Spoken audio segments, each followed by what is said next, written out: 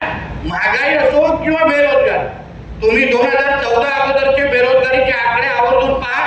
2014च्या नंतर जसं मी आवर्जून तुम्हाला सांगितलं, प्रत्येक क्षेत्रामध्ये होणारी जी गुंतवणूक, अर्थव्यवस्था आपण उगाच तिसऱ्या क्रमांकावर पोहोचलो नाही, म्हणजे गुंतवणूक होते, रोजगार निर्माण होतोय. आणि म्हणून आपण पण भारतीय म्हणून आपला देश आज ज्या नेतृत्वामुळे सुरक्षित आहे त्या बाबतीमध्ये पण आपण समाधान वाटलं पाहिजे. टप्प्याटप्प्याने आपल्याला दिसेलच. कुठे सांगितलं जातं की लाखोच्या संख्येने येणार आहेत, हजारोच्या संख्येने येणार आणि 300, 400, 500 जमत आहेत.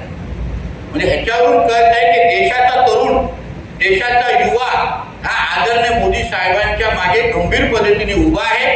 तो समाधानी आहे, त्याला हाही विश्वास आहे. आज तुम्ही बघा स्टार्टअप मध्ये आपला देश हा 1 क्रमांकावर आहे, 1 क्रमांक.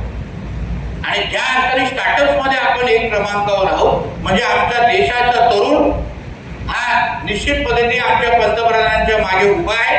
म्हणून कॉक्रोच, धुरळ, साप, बीप याला मोदी साहेबांच्या समोर हे कधीच टिकणार नाही.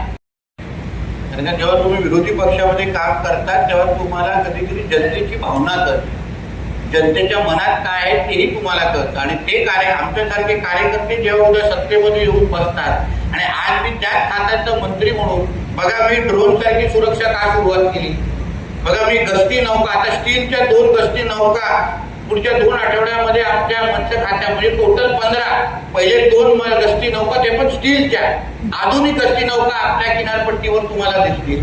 हे निर्णय मी का घेऊ शकलो, कारण मी स्वतः ते आंदोलन केलेलं आहे.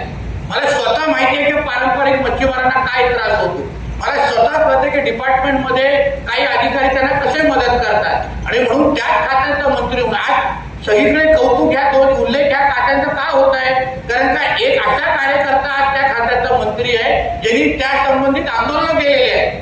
म्हणून मला ती दुसरी बाजूची ती पण भावना चांगल्या पद्धतीने माहीत असल्यामुळे आज मला निर्णय घेणं अतिशय सोपं झालेलं आहे.